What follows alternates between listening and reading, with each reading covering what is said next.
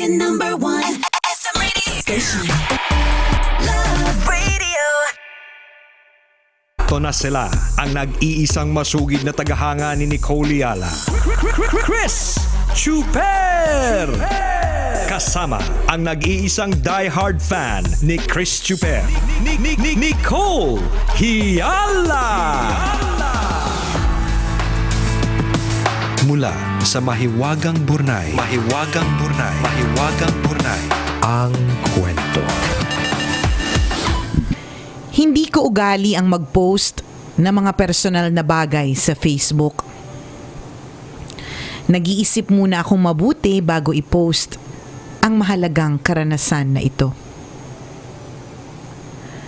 Magpapasko noon nang minsang mag-grocery ako kasama ang limang buwan.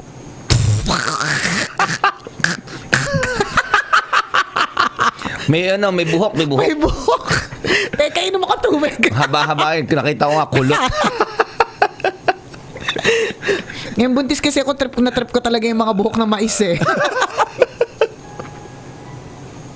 Gusto ko pag na-challenge akong nasasabit dito. Maiba naman. Oo, lagi na lang eh. Take 2. Hindi ko ugali ang mag-post ng mga personal na bagay sa Facebook. Nag-isip muna nga ako mabuti bago i-post ang mahalagang karanasan na ito. Magpapasko noon nang minsang mag-grocery ako kasama ang 5-month-old kong baby. Mamimili dapat ako ng mga gift tags para sa mga regalong ibinabalot ko. Habang nasa grocery, isang babae in her 50s ang napansin kong tingin ng tingin sa akin. Sa totoo lang, nakakainis kapag may tumitingin sa akin ng ganon. Pero noong mga oras na yon, hindi na lamang ako umimik. Ilang sandali pa ay lumapit sa akin ang babae at sinabing, "Alam mo, sa tingin ko masyadong masikip yung damit mo para sa'yo." Nabigla ako at natigilan sa sinabi ng babae. Inisip ko na baka nagkamali lang ako ng dinig sa mga sinabi niya. "Excuse me po, ano po ulit ang sinabi mo?" Ang tanong ko sa babae. "Well, no offense miss ha, pero masyadong malaki kasi ang katawan mo para magsuot ng ganyang klaseng damit." Dugtong pa ng babae. Bigla na lang akong napaluha nang marinig ko ang mga sinabi ng babae. Para akong napipe at hindi nakapagsalita. Marunong naman akong kumumpronta ng tao, pero noong mga oras na yon, para akong naging estatwa sa galit. Nakita na rin akong umiiyak ng babae, pero hindi pa rin siya tumigil sa pagsasalita. Ang sabi niya pa, "I'm not trying to be mean, miss ha, pero next time na lalabas ka naman ng bahay, i-check mo munang maigi yung mga susuotin mo." Matapos magsalita ng ganon, ay lumakad na ang babae na parang walang nangyari. Naiwan akong nakatayo, hawak ang cart at tinititigan ng bunso kong anak. Literal na umiiyak ako sa gitna ng Christmas aisle ng grocery. Umalis na kami nang walang nabili. Naupo muna ako sa loob ng sasakyan at doon ko ipinagpatuloy ang pag-iyak. Bakit ba napakawalang respeto ng ibang mga tao? Hindi ko naman ikinakahiya ang pagiging mataba. Ipinagbuntis ko ang 2 bata. Natural lang na lumobo ang aking timbang. Alam ko sa sarili ko na overweight ako. At alam ko rin naman na gusto kong magpapayat. Pero kahit kailan ay hindi ko ikinakahiya ang aking itsura. Saang demonyo kaya kumuha ng lakas ng loob ang babaeng yon para insultuhin ako ng ganon? Paano kung sobrang depress ako noong mga oras na yon? Paano kung madalas na pala akong pagkatuwaan dahil sa aking katabaan? Paano kung sa mga pagkakataon na yon ay hindi ko na kinaya ang mga pang-alipusta at ako'y magpatiwakal na. Mabuti na lang ay maayos pa akong mag-isip. Kilala ko pa ang aking sarili at hindi ako basta nagpapadala sa panlalait ng iba. Magkagayunman, mahalaga pa rin na marunong tayong rumispeto sa iba. Common sense na dapat sa isang tao ang maging maingat sa damdamin ng mga taong nakakasalamuhan natin. Yung babaeng nang bastos sa akin, hindi niya alam ang kwento ng buhay ko. Kasama ko ang 5-month-old kong anak sa grocery habang ako ay umiiyak. Mabuti na lamang at hindi nasaksihan ng isa ko pang 4-year-old daughter ang ginawang pang-aalimusta sa akin. Ang totoo, malaki na nga ang ipinayat ko matapos kong ipagbuntis ang panganay ko. Pero hindi pa rin sapat yon sa paningin ng iba dahil hindi nga nila alam ang buong kwento.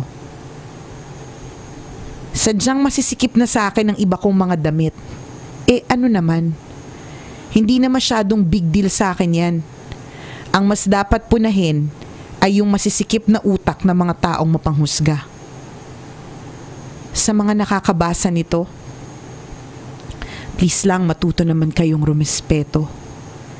Hindi natin alam ang pinagdadaanan ng bawat isa. Maaaring sa isang komento mo ay makasira ka ng buhay ng tao. Ipinost ko to hindi para humingi ng awa, kundi para mapalawak ang ating pangunawa. Nakakatakot mabuhay sa mundo na puno ng panghuhusga. Natatakot ako para sa mga anak ko na maaari ring matikman ang pait ng naranasan ko. Maging mabait tayo sa nakakasalamuhan natin. Dahil isang araw, ang kabaitan ng iba, kakailanganin rin natin. Magpakalat tayo ng ngiti sa kapwa sa halip na luha. Maging ehemplo sana tayo sa mundo ng tamang pagrespeto. Ang kwentong ito ay hango sa trending Facebook post ni Charlie Stevens, a mother of 2, ng Ohio, USA. Tara, ang galing niya magtagalog. Oo nga. Kinabog tayo doon. Kabog tayo! Galing Ohio, USA. Pero Ang ganda ng construction. Ang ganda ng construction in Filipino. Thank you sa pag-share ng iyong Tagalog story. Oh, Diba? Anong ulit pangalan niya? Charlie Stevens. Wow. Yan. Taray ni Bakal. Una, thank you Mahiwagang Burnay. Yan. So, siya yung nagtagalize nitong Facebook post na ito ni Charlie Steven. Trending Facebook post. Diba? Alam mo, ako sobra ko talagang na-appreciate itong segment na ito. Yung kwento talaga ng Mahiwagang Burnay, hindi man namin i-interpret minsan ni Nicole Nang tama. Pero kahit pakinggan mo siya, standalone, buo siya eh. Correct. Di ba na ang ganda po lagi ng message na ibinibigay sa atin ng mga kwento araw-araw. It speaks volumes. Yes. Hindi nga siya naging finalist sa CMMA eh. Beckett kaya. Wala eh. Nge. Anyways, Kasi, okay na, nag-move on na po ko doon. Okay na po. Marami na pong ibang mga concerns in life, di ba? Kasi kung alam nyo lang mga kaibigan, kung kayo na nag-enjoy na pakinggan ng mga kwento mula sa Mahiwagang Burnay, kami rin mismo, natututo kami din. Sobra. Totoo, kaya favorite namin itong segment na ito. Correct. Natutuwa talaga kami sa segment na ito. Kahit sa Facebook Live, 235 lang ang comments. At namomblema na po yung media namin kasi ang live viewers po 600, bumabagsak pa minsan ng 400. pero kahit na ganon, Kabisyo, this is still our favorite segment. Yes. Yung kwento na Mahiwagang Burnay. Kasi tama si Tsuper eh. Even if we do not do valuing after, kahit hindi tayo gumawa ng reflections natin after, kasi nga tama, hindi naman sa lahat ng oras, tama din yung mga reflection natin. Minsan, gagu-gagu lang din. Minsan, mema na nga lang Oo, kami. mema, di ba? Stand-alone siya eh. Na yung kwento mismo, and daming sinasabi. And for this particular story, siguro partner yung writer natin na Mahiwagang Burnay, Oo. nabasa niya yung Facebook post ko eh. Kasi siguro parang naghanap siya ng parang relevant, di ba? Oo. Relevant na kwento na pwede nating basahin today. And it's really, truly relevant. Whether or not I posted something on Facebook yesterday regarding body shaming. Pero relevant po talaga ito kasi kasalanan po ito ng social media. Tama. Kasi kasalanan siya ng Correct. social media kasi ang definition natin ng queen maganda. Ang definition natin lagi ng maganda ay sexy, balingkinitan, maputi, 'di ba? Ang definition natin lagi yung kilikili, walang linya, walang chicken skin, laging Almost ganon. perfect. Oo, ganon lagi. At kapag meron tayong nakikita na hindi ganon, 'di ba? Hinahamak natin. Alam mo tamang-tama yung sinabi nito ni Charlie sa kanyang post 'di ba? Hindi ka dapat manghuhusga ng kapwa kasi hindi mo alam yung pinagdadaanan niya. Alam mo, actually, alam naman natin yan eh. Kaya lang Correct. hindi natin... Araw-araw nga namin sinasabi ito eh, di ba? Kaya lang hindi natin mapigilan yung sarili natin eh. Alam mo partner, dati hindi naman ako perpektong tao, talaga naman halata naman, Diyos ko na. Mula bumbunan, madaming imperfections dyan.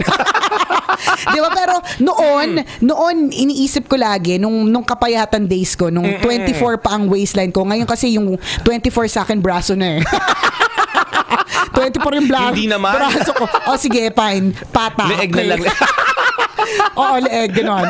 Kasing size siya ng pata ko eh. Ayan. So, nung mga time na napayatot ako, kapag ka nakakakita ako ng mataba, lagi ko iniisip, ano kayang iniisip niya? Bakit hindi niya iniisip magpapayat? May mga gano'n ako eh, nung mga immature pa ako, partner. Tapos nung meron ako nakausap one time na medyo mataba siya, obese na nga siya actually, na yung umiyak siya sa akin kasi yung struggle niya para magpapayat every day is real. The struggle is real. Yes, kasi yes. lalo Oo pa sa naman. mundo ngayon, partner, na mas maraming restaurant, mas maraming mga pagkain na na mga bongga, 'di ba? Tsaka laging readily available ang Ang sasarap na pagkain. ang sasarap na pagkain. Oo. Isipin mo yung struggle niya everyday na wag tingnan ng mga ito.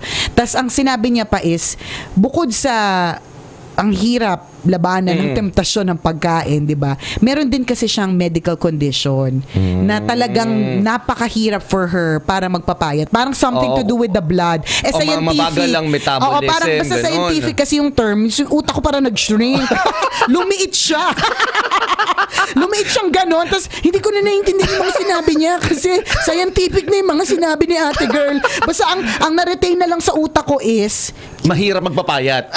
on her part na hindi mo siya pwedeng i-judge sa pagiging tama. mataba niya kasi hindi mo alam yung kwento. Alam nga naman i-explain niya sa lahat, hey guys, everybody, kaya po ako mataba o kaya po ganito ang katawan ko, meron po akong scientific hemerot condition. Di ba? Hindi eh. Tama. So, di ba, sabi, ito yung favorite line ko nowadays tuwing napupunta ako sa kinder class ng anak ko yung linyang, in a world where you can be anything, be kind. Kasi Napaka-importante nun, ha? napaka-importante Big word nun. yun, mga kaibigan. Correct. In a world that you can be anything, be kind. Kasi hindi mo alam yung struggle. Ganon din in the same way. Yung payat-payat mo naman, ano ba yan? Kapag ka, nakatalikod, parang parehas lang. Di ba? Hindi ka na kailangan magpa-x-ray, flashlightan ka na lang. Ganyan. Hinahamak mo kasi Isang pitik payat. mo na lang. Di ba? Isang pitik mo lang. Pag krinimate ka, kasya ka sa tansan. Di ba? Mga ganon na. Alam mo yon, sa mga nagbubuntis, ang laki mo magbuntis. Ang liit mo magbuntis. Ang baba ng tiyan mo, triplets pa yan. Ang dami nating comment. Hindi Tama. mo alam yung struggle, hindi mo alam yung pinagdadaanan ng taong yun. Alam mo, tamang-tama yung sinabi nung ni Charlie dito sa post niya. Paano kung nung time na ininsulto siya ng babae yun sa grocery, sobrang baba ng depressed pagkatao siya. niya. Oo. Na yung isang comment mo na yun would actually leave a very deep mental scar. Alam mo yun, talagang Nakakatakot yun. Diba sa taong yun, isipin mo yun, isang comment mo ay pwedeng posible na makapagpabago ng perspektibo ng tao. So why make a negative comment? Diba? Kasi kung yung comment mo yung magiging dahilan kung ba't magpapatiwakal yan, gagawin mo ba? Pero kung yung comment mo, yung magpapa-uplift ng puso niya, 'di ba? Gagawin mo din ba? Dapat sana. Sana laging ganun, no? Nakakatakot yung mga binibitawan nating salita. Ang mensahe lamang ng kwento ng ating Mahiwagang Burnay is maging maingat po tayo sa mga sinasabi nating lahat, 'di ba? Kasi words are very powerful. Correct. It can make Make or break? Break you. Heal or kill. Tama, totoo yun. So, hindi natin alam yung tunay na pinagdadaanan ng taong yun. So, maging maingat po tayo. Nalala ko lang yung nanay ko. Sabi ko, Nay, maghinay-hinay kasi may dumating kami bisita. Kaibigan ko naman. Sabi ko, oh, bro, pumayat ka na. Tapos bigla Pumayat ba? Pumayat talaga, sabi ng nanay ko. Parang hindi naman. Diba? Hinay-hinay din kasi hindi mo alam yung pinagdaanan niya para pumayat siya ng dalawang centimeters. Diba? O kaya gumaan siya ng isang guhit. Diba? Buti nilang talaga. Isang guhit, pork chop. Yung sinasabi natin, maging maingat tayo. Maging maingat tayo. 4 kilo ang bentahan nito. Maging maingat. Wala, nabawi na yun. Nabasa na lahat ang sinabi natin kanina. Maging maingat sinasabi pero pumayat ka mga isang guhit.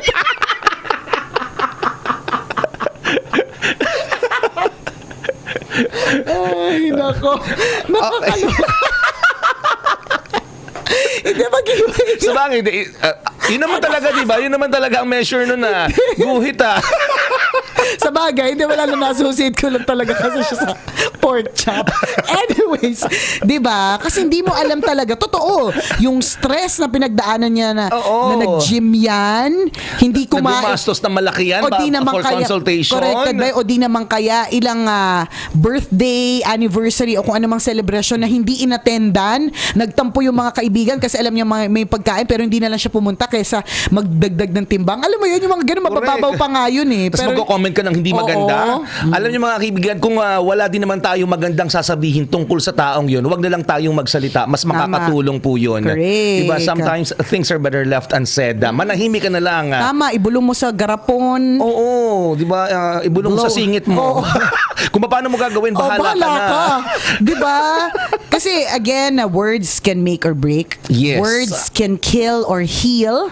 Diba? So, what's your choice today? Ang choice mo ba ay gumawa ng magsabi na mabuti? Yes. O hindi magsabi na mabuti? Again, hindi natin alam. Lahat yan may effect. Oo, hindi natin alam yung pinagdadaanan ng bawat isa. Tama. So, maging maingat po tayo sa ating mga sasabihin. Lalong-lalo na kung hindi ka naman perfect din. Tama. Dahil wala din naman taong perpekto. Huwag kang dyan, ha? Be kind, mga kaibigan. Napaka-importante nun. Practice kindness because you'll never go wrong with kindness. Totoo yan. Maraming salamat, Mahiwagang Burnay, for reminding us again today, di ba? To be kind. Yes. Ang mga kwento po ng Mahiwagang Burnay, mababasa niyo po sa aming Facebook fan page. I-search lang po, Tambalan. At syempre, malay mo, di ba? Kwento mo na ang pag-uusapan natin sa mga susunod na araw. Correct. So kung meron kang kwento, isend mo lang email us sa mahiwagangburnaystory@gmail.com. Kung parang tipong di ka marunong magkwento, pwede ka maglagay doon ng disclaimer para mabasa ng writer na maganda naman po yung storya ko, hindi ko lang po maiano ng tama o kaya maikwento po ng katulad ng paano kinikwento or binabasa on air. Pakitulungan na lang po ako. Yung mga ganun kasi naghahanap din po kami ng mga magagandang storyline. And these are real stories mula sa ating mga Tambalanisa. So keep on sending your entries para sa Mahiwagang Burnay. Salamat po. Mamaya pagkatapos itong Tambalan sa FB Live, tuloy-tuloy pa rin Correct. tayo. Live tayo magkwentuhan ng mga short time lang. Correct. Mga 10 minuto. Ganyan. Nakatutok din sa atin at batiin natin ang happy birthday si Kong Michael Fermin. Ang brother ni Zel. Hi! And hello din kay Brittany. Hi, baby. Ganda-ganda. I long time now si Brittany, Tita Zel. Good Hope morning. to see you soon. Salamat. Thank you for tuning in. And happy birthday kay Kong Michael Fermin. Salamat sa pagtutok. O siya mga kabisyo, enjoy the rest of your day. Again, be kind. Muli ako po si Nicole Hyala. At ako naman si Cambio King Chris Tsuper. Nagpapaalala, Walang matatag na relasyon sa malanding may determinasyon. Yun! Ang programang 90.7 Love Radio. Love lang. Always your number one SM radio station.